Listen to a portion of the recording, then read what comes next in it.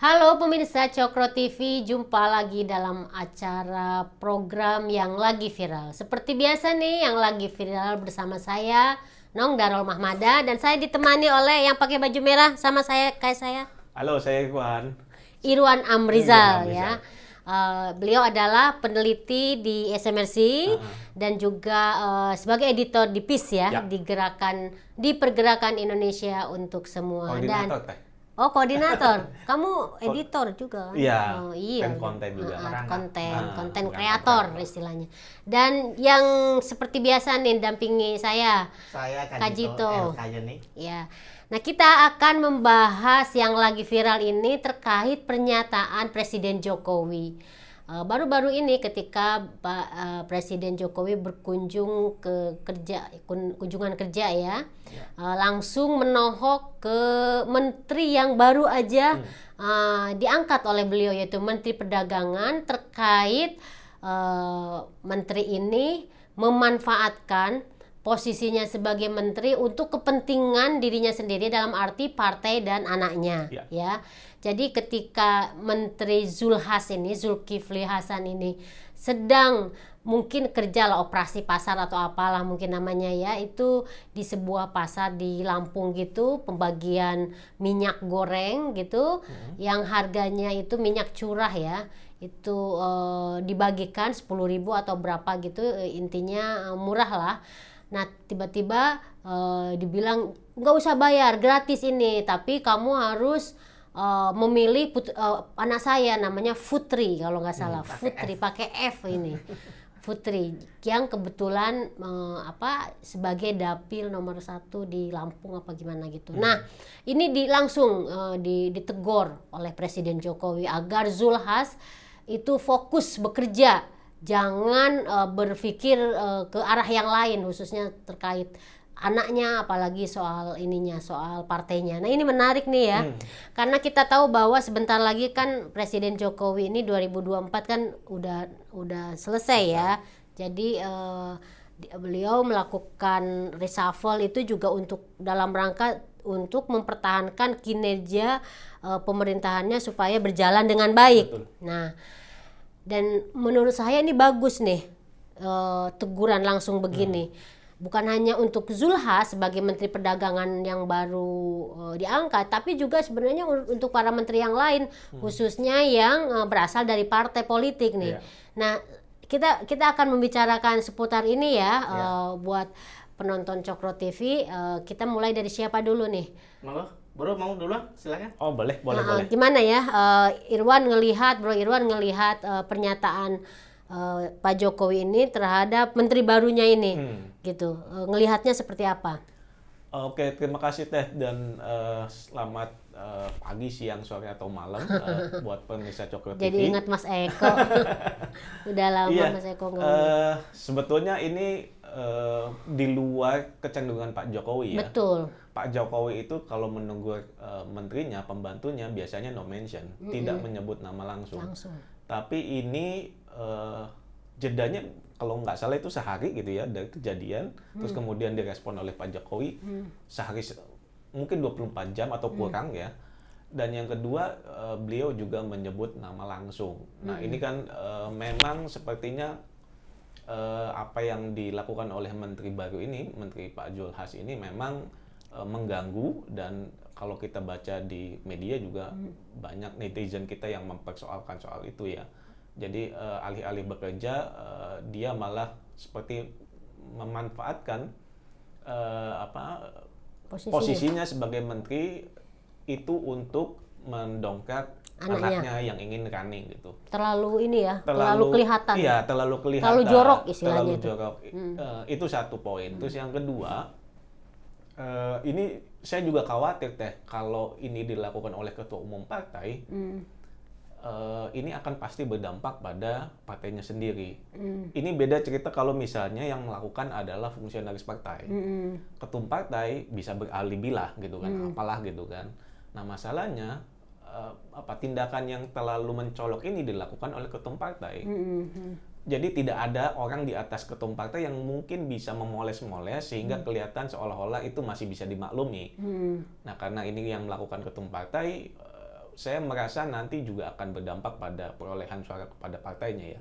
Itu maksudnya akan naik apa akan turun kalau misalnya dampaknya itu menurutmu? Dampaknya kalau kita melihat misalnya suara di publik di internet atau netizen yang ramai-ramai mengecam, itu juga sebetulnya nggak akan jauh beda gitu ya dengan suara masyarakat di real lapangan gitu ya, melihat soal ini. Mereka juga pasti akan kesal dan juga mungkin akan melakukan hukuman, punishment gitu ya kepada Pak Zul dan partainya anaknya dan juga partainya secara umum. Jadi ini warning atau contoh yang sangat bagus gitu ya buat ketua umum partai atau siapapun gitu ya.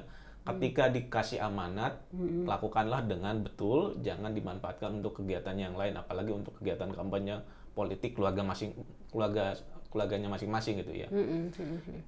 Dan poin yang ketiga yang ingin saya bilang juga adalah sebetulnya kalau dilihat hasil survei yang baru dirilis oleh Indikator, kepuasan masyarakat terhadap kinerja Pak Jokowi itu lagi bagus-bagusnya teh.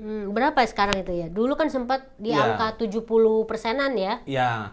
Nah, saya kutip aja lembaga riset yang baru merilis ya, survei tatap muka, survei lapangan.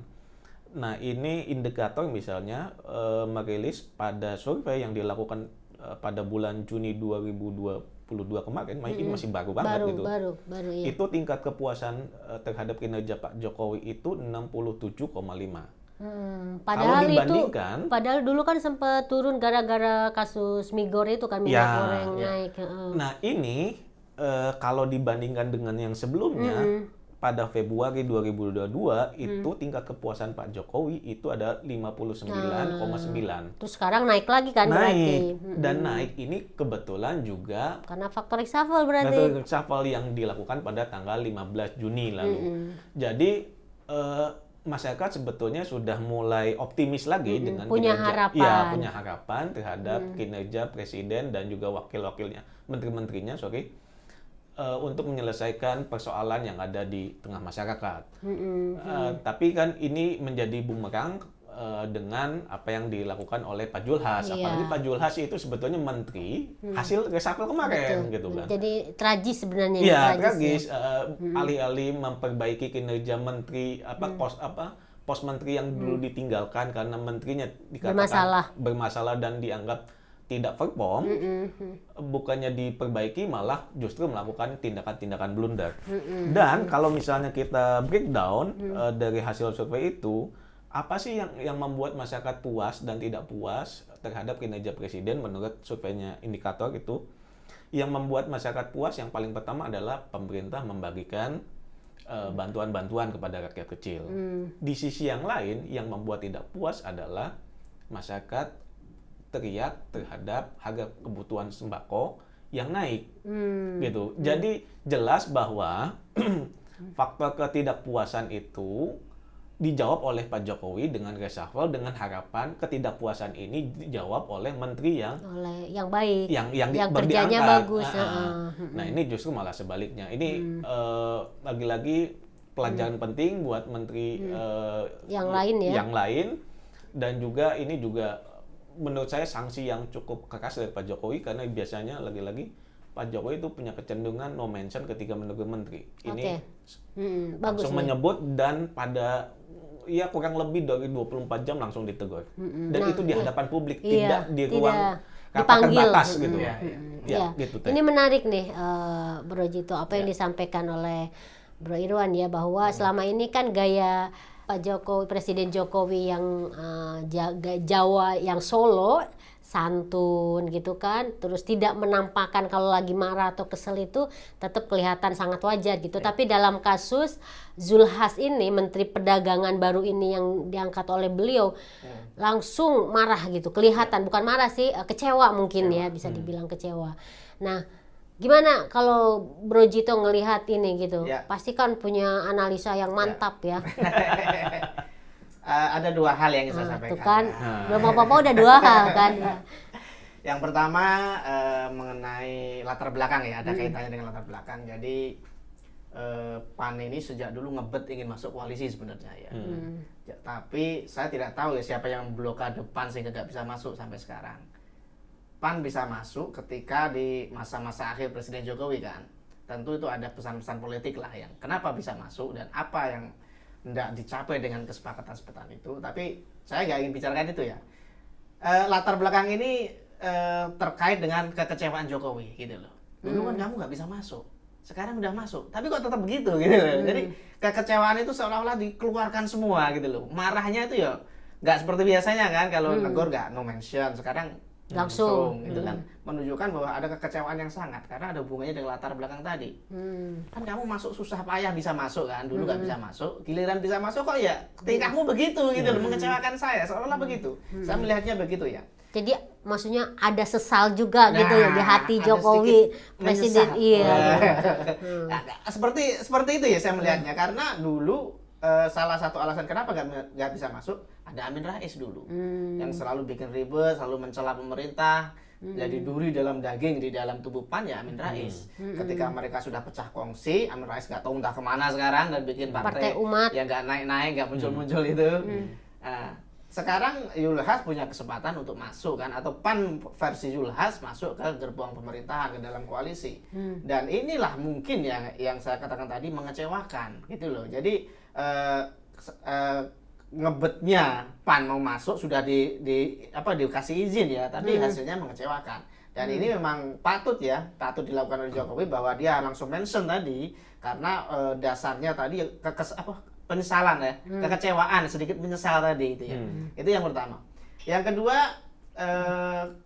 apa yang dilakukan Zulhas itu memang menjijikkan menurut saya ya. Ini politik yang sangat rendah, sangat bodoh. Jorok yang tadi saya bilang. Dan dilakukan oleh ketua umum gitu loh. Itu marwah partai ini, waduh, ini udah. Dan saya pikir memang mungkin ya, bukan hanya Zulhas mungkin ya, mungkin partai lain juga ada yang kebetulan nggak direkam gitu loh. Zulhas ini direkam. Saya baca tadi ada banyak pasal yang bisa direkam dan diupload. 2 kali kesalahan. Dokumentasi pribadi masih gak apa ya, ini direkam dan diupload. Jadi ada banyak pasal yang bahkan bisa berujung ke pidana ya kalau iming-imingi calon pemilih agar memilih. Termasuk di undang-undang itu mencegah orang lain untuk memilih. Itu dua hal yang sama maknanya ya. Menarik orang untuk memilih, membujuk, atau mencegah orang untuk memilih, itu sama-sama kena pidana. Meskipun ada dalam pasal-pasal itu yang masuk pidana biasanya yang kategorinya terstruktur, sistematis dan masif. Nah, itu ada ukuran-ukurannya dalam undang-undang. Nah, kasus Zulhas ini menurut saya ya minimal Bawaslu ini harus bertindak tegas ya. Karena ini sudah mencoreng demokrasi ya, terang-terangan dilakukan oleh ketua umum lagi. Dan ini sudah nggak bisa ditolerir, ini membahayakan demokrasi kita kalau dibiarkan. Maka oleh sebab itu ketika Presiden Jokowi marah, wajar dong, ya kan? Pembantunya seperti itu, karena ini udah memalukan banget, caranya udah kotor banget, udah menjijikkan. Dan Bawaslu harus bersikap tegas. Karena jika dibiarkan, ya kan nanti jadi presiden buruk kan, ya itu Pak ketumnya aja begitu kan, masa simpatisan nggak boleh, akhirnya kan begitu. Jadi pemerintah sudah diwakili oleh Presiden Jokowi ya untuk menegur bawahannya supaya fokus kerja, benar sekali itu. Karena hari ini inflasi memang sudah merangkak naik ya. Kalau di negara lain udah ratusan persen, oke lah, Indonesia masih aman. Cuman harga cabai, karena istri saya kuliner ya, jadi saya paham harga naik dan selalu ngeluh cabai gila-gilaan, bawang goreng, bawang merah ya, minyak juga masih mahal dan sebagainya. Dan ini harus segera diatasi oleh Menteri Perdagangan mestinya kan. Ini malah justru menggunakan amanat yang diberikan kepada dia ya sebagai pembantu presiden untuk mengkampanyekan politik ya, mengkampanyekan anaknya tadi. Nah, ini harus disikapi tegas ya. Pemerintah sudah, Bawaslu harus, pemilih juga harus bersikap. Karena kalau tidak dimulai dari mereka, nanti kayak apa Indonesia ini? Saya pikir ini ya yang harus dilakukan. Kalau kata istilah Irwan tadi, harus ada punishment dari pemilih lah ya, untuk mungkin berpikir ulang lagi kalau mau memilih partai ini gitu ya. Nah, tadi kan dibilang, menarik ini, saya mau menyorot soal yang surveinya, bahwa ketika ketika harga minyak goreng itu lagi naik dan hasil surveinya kan sempat 50-an ya. Dan terus kemudian ada tindakan dari Presiden Jokowi fokus untuk menyelesaikan kasus itu dengan cara mereshuffle, mengganti menteri yang terkait, yaitu Zulkifli Hasan, Menteri Lutfi diganti oleh Zulkifli Hasan, dan hasil survei itu direspon oleh publik menjadi bagus, menjadi 60 berapa, artinya kan bagus, itu melejit, artinya langkah Presiden Jokowi untuk mengganti posisi Menteri Perdagangan itu positif, dianggap bagus oleh rakyatnya. Nah, dengan kejadian seperti ini kan kita juga belum melihat ada tindakan atau kebijakan yang konkret nih dari Zulhas yang menteri baru ini. Justru yang kita dapatkan adalah berita seperti ini, teguran dari Pak Jokowi seperti ini. Nah, melihat seperti itu, apakah kita masih punya optimistis nggak sih dengan performnya si Zulhas ini? Ketika reshuffle dan kemudian Zulhas yang disodorkan oleh Pak Jokowi menggantikan Menteri Perdagangan yang lama, sebetulnya itu kan banyak kalangan yang juga kecewa itu gitu ya. Tidak bisa dipungkiri ada banyak suara-suara yang menunjukkan kekecewaannya. Karena satu, Zulhas itu adalah kalangan partai ya? Ya, menteri yang dipilih sebetulnya bukan berdasarkan kriteria profesional. Atau kriteria kinerja bisa kerja. Tapi lebih kepada akomodasi politik. Tapi oke lah ya, bagi kalangan mungkin pendukung Jokowi ya sudah nggak apa-apa gitu kan. Dengan harapan tentu saja si menteri bisa mencapai ekspektasi yang disampaikan atau dititipkan Pak Jokowi kepada si menteri ini. Tapi ya lagi-lagi belum, reshuffle itu kan 15 Januari ya. 15 Juni. Ini baru belum sebulan. Belum sebulan blundernya ini udah sangat memalukan gitu kan. Nah, tentu ini juga jadi pertimbangan gitu ya buat Pak Jokowi gitu ya. Saya nggak tahu apakah sampai kemudian Pak Jokowi itu menyebut nama dan kemudian merespon kurang dari 24 jam itu kan menunjukkan sesuatu ya. Serius banget. Banget dan saya nggak tahu apakah langkah selanjutnya Pak Jokowi akan mencoba merotasi lagi menteri yang bersangkutan atau seperti apa, itu belum kelihatan lah ya. Dan juga mungkin juga masih karena sebulan juga kurang, tapi yang jelas kalau misalnya Pak Zulhas gitu ya pengen membersihkan namanya gitu ya, dan kemudian juga nama partainya itu tidak ada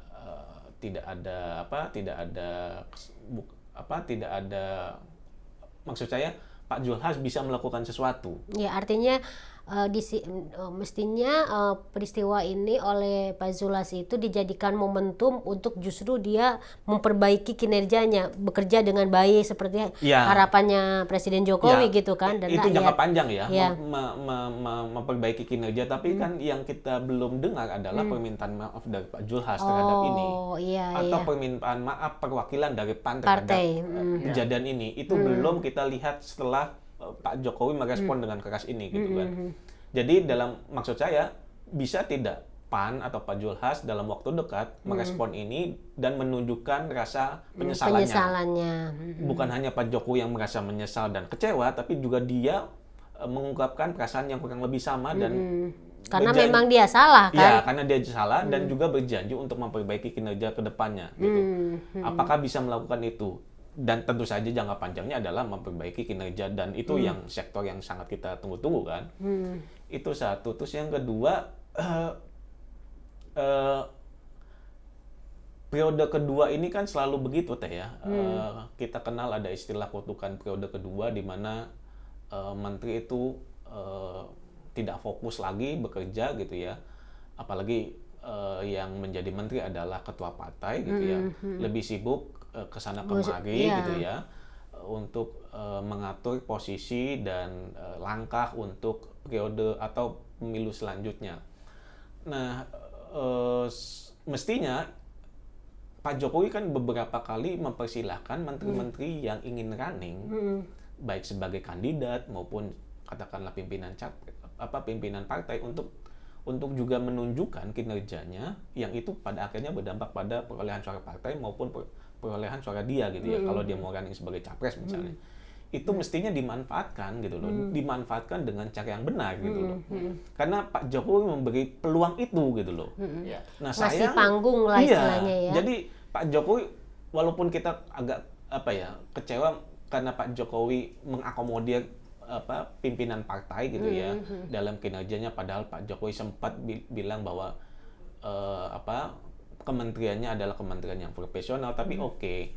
Dan Pak Jokowi memberi garis besar itu tanda merah atau underline gitu ya. Itu kan mestinya dimanfaatkan dengan sebaik-baiknya. Ini yang tidak dilakukan oleh menteri-menteri ini. Padahal dengan terpilihnya menjadi pejabat publik gitu kan, itu kan bisa dimanfaatkan juga dalam tanda petik ya, untuk kemudian berdampak pada perolehan suara dia dan suara partainya. Dan itu sebetulnya oke aja, asal lagi-lagi posisi itu dilakukan atau dimanfaatkan sebenar-benarnya untuk membawa kemanfaatan bagi rakyat yang sangat luas gitu. Ini menarik. Belum sebulan tadi disampaikan. Belum sebulan nih, Bro. Ternyata udah kayak gini nih. Kelakuannya istilahnya ya. Dan ini langsung ditegur sama Presiden Jokowi, dan sebagai tadi juga disebut bahwa tidak ada kebijakan yang kelihatan berdampak. Biasanya kan kalau yang baru diangkat itu kan ada prioritas udah langsung kelihatan break. Ini kan kayaknya enggak kan, migor masih mahal, bener ya? Terus alat-alat rumah kebutuhan pokok rumah tangga masih sangat mahal. Ini gimana ini, Bro? Menurutmu kacau banget ya? Iya, saya setuju dengan Bro Irwan tadi yang menyebut bahwa Presiden Jokowi memang sejak awal memberikan kesempatan pada semua orang. Presiden Jokowi itu bukan orang yang otoriter ya. Calonku aja yang maju, enggak. Jadi semua yang punya kemungkinan, punya kans untuk maju disuruh maju, silakan gitu loh. Yang penting kinerja Anda beres. Benar, ya. Masuklah ke dalam gerbong saya, seolah-olah begitu ya. Tapi kerjamu harus beres. Silakan running, silakan bertarung gitu. Semua diberi kesempatan yang sama, bahkan termasuk lawan politiknya Prabowo Sandi. Memang momentum untuk PAN ini sebenarnya sangat tepat sekali ya, karena begitu di akhir-akhir masa jabatan Presiden Jokowi dia bisa masuk ke dalam gerbong gitu. Sebelumnya kan diblokade dan nggak bisa masuk. Nah, mestinya ya, benar saya kata Bro Irwan, momentum ini harus digunakan dengan baik untuk menjadi hero sebenarnya. Iya, benar. Karena kondisi kita itu sebenarnya, saya terus terang saja, kondisi kita tuh dalam keadaan sulit sebenarnya.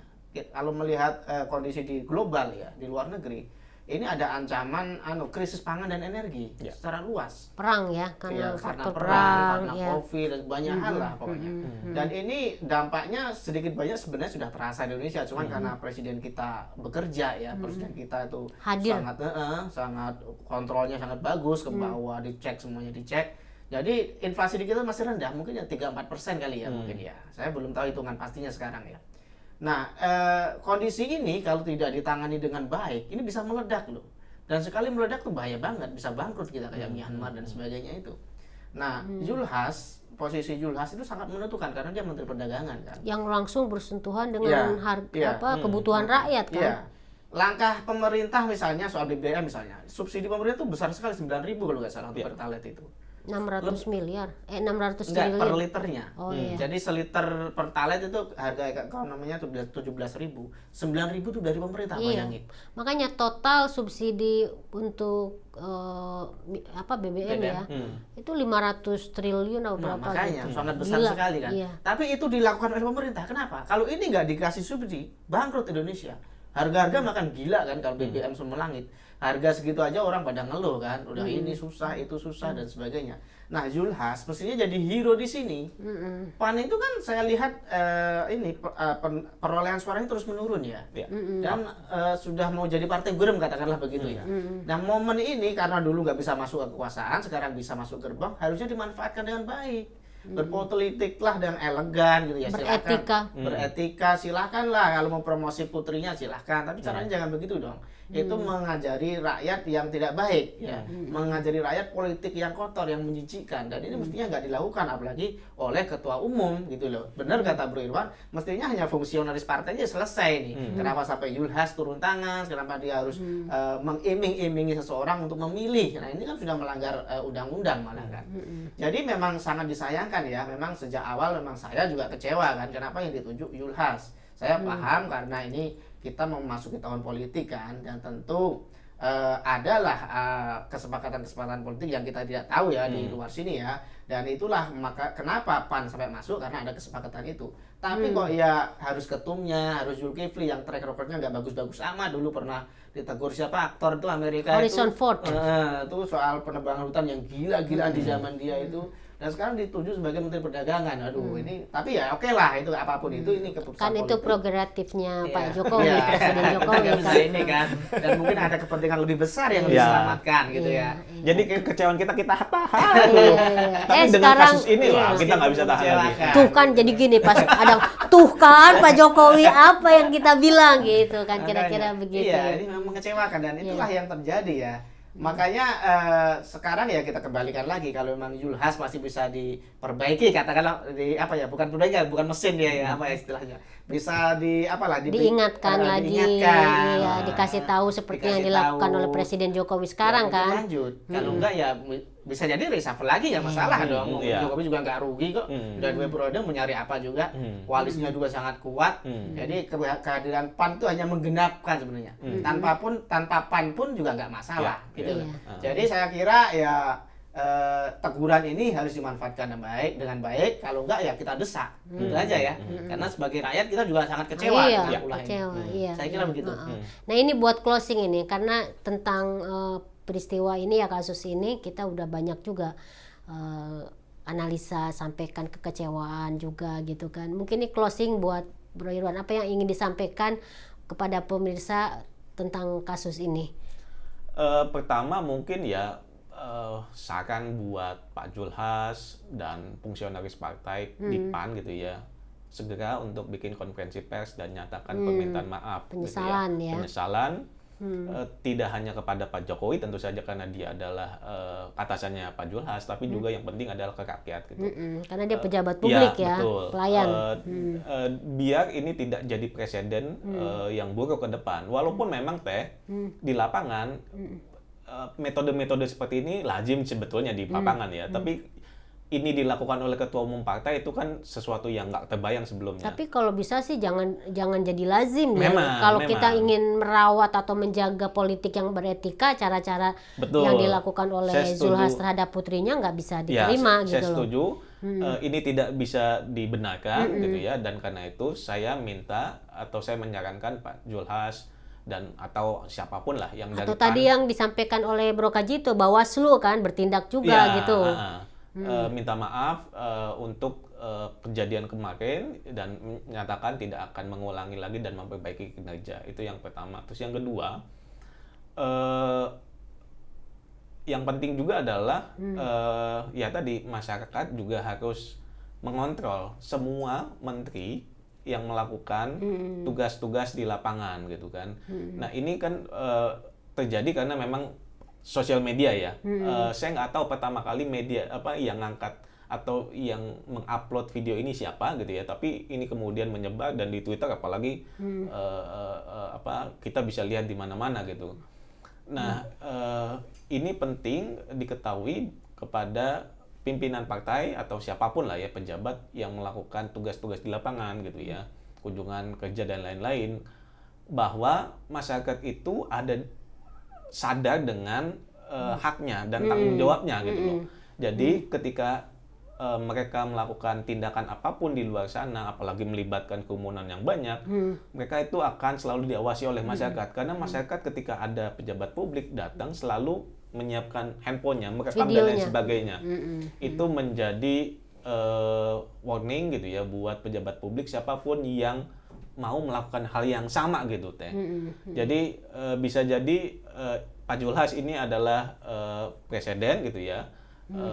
Tapi saya nggak yakin ini akan hilang dengan begitu saja, karena apalagi menjelang pilkada ya, yang berbarengan juga dengan pemilu dan lain-lain, itu pasti akan selalu terjadi. Tapi ini menjadi warning agar para siapapun ya, kandidat ataupun tim suksesnya yang melakukan hal yang sama itu punya kesadaran bahwa masyarakat itu punya mata untuk melakukan kritik dan lain-lain gitu ya. Pemantauannya, pengawasannya. Dan yang juga penting yaitu kalau memang ini terkait dengan misalnya ada hal-hal yang dilanggar, ya penegak hukum, entah itu kepolisian atau Bawaslu, saya harapkan juga agak segera turun bekerja gitu kan. Iya. Oke, closing dari Bro Jito.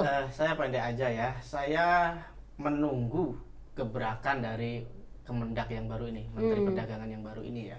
Karena Zulkifli ini sebenarnya punya power ya. Dia ketua umum partai gitu loh. Maka secara posisi dia tuh nggak bisa didikte oleh Bohir. Kalaupun bisa, ya posisinya lebih tinggi dong ketua umum partai kan. Kalaupun dia ada kaitan dengan Bohir misalnya, atau kaitan orang-orang pengusaha minyak goreng misalnya, dia punya posisi tawar yang lebih tinggi. Nah, saya menunggu sebagai ketua umum yang punya power ini, Zulkifli mestinya membuat gebrakan ya, terutama untuk minyak goreng ya. Karena ini memang masih jadi problem, belum sesuai target Jokowi kan, yang turun harganya itu masih mahal juga. Kemudian harga pokok juga mulai naik, juga keluhan-keluhan di masyarakat itu banyak sekali sekarang ini. Dan ini kalau tidak diantisipasi, efeknya akan ke Jokowi gitu. Kalau ini efeknya sampai ke Jokowi, waduh, maka kinerja Jokowi yang panjang itu akan terlupakan ya. Seperti kemarau setahun terhapus oleh hujan sehari. Kan bisa gitu. Seperti itu. Makanya saya sebagai rakyat ya, saya menunggu gebrakan ini, karena ini bukan hanya menyelamatkan mukanya Zulhas yang sudah terkadung tadi tercemar oleh tindakan yang konyol tadi ya, tapi ini menyelamatkan mukanya Jokowi juga, ini menyelamatkan muka kita semua, kantong kita semua yang kalau nggak hati-hati kita bisa, selain inflasi kita bisa masuk resesi loh kalau nggak hati-hati. Makanya kuncinya di situ, harga-harga pokok harus ditahan, dan itu semua menunggu gebrakan seorang menteri yang latar belakangnya adalah ketua umum partai. Ketua umum partai ya. Ini menarik. Jadi poin terakhir dari Irwan dan juga Kak Jito, khususnya terkait peran kita nih sebagai rakyat ya, apalagi sekarang di era media sosial, memang sangat baik kita memanfaatkan media sosial seperti yang ini, yang terjadi pada Menteri Perdagangan Zulhas ini kan. Ini karena the power of media sosial juga. Betul. Jadi memonitor langsung, melaporkan langsung, dan kemudian diketahui oleh kita semua, dan kemudian kita tahu bagaimana kinerja Menteri baru ini. Dan kita berharap bahwa ini jadi pelajaran yang sangat berharga buat Menteri Zulhas, karena ini masih dikasih kesempatan, mungkin karena belum sebulan masih dikasih kesempatan untuk lebih baik lagi, karena seperti yang tadi dibilang oleh Bro Kak Jito, harga kebutuhan pokok itu sekarang lagi naik-naiknya loh Pak, ngeri banget. Jadi tolong fokus ke situ. Jadi kita sudahi dulu ya perbincangan kita di yang lagi viral sekarang ini. Kita akan ketemu lagi minggu depan di pembicaraan tema yang lebih menarik dan hangat dan panas. Oke, terima kasih pemirsa Cokro TV, salam sehat semua. Dadah.